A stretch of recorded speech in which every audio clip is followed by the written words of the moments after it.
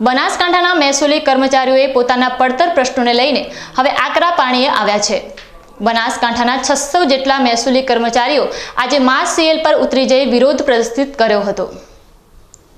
મહેસૂલી કર્મચારીઓની જિલ્લા ફેરબદલી પ્રમોશન સહિતની પડતર માંગણીઓ છેલ્લા ઘણા સમયથી પેન્ડિંગ રહી છે, ત્યારે સરકારે હકારાત્મક પ્રત્યુત્તર ન આપતા આખરે મહેસૂલી કર્મચારીઓએ આંદોલનનો માર્ગ અપનાવ્યો છે।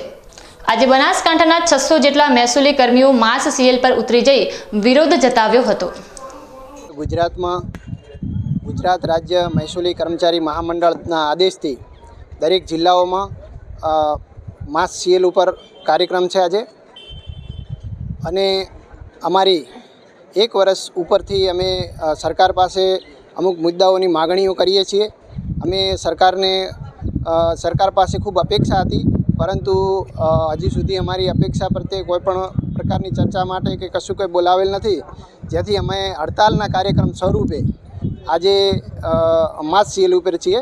અને સમગ્ર જિલ્લામાં કોઈપણ કચેરીમાં મામલતદાર કચેરી કે પ્રાંત કચેરી કે કલેક્ટર કચેરીમાં આજે કામગીરીથી અળગા રહ્યા છીએ। કેટલા કર્મચારીઓ છો? અમે 600 કર્મચારીઓ છીએ બનાસકાંઠા જિલ્લામાં।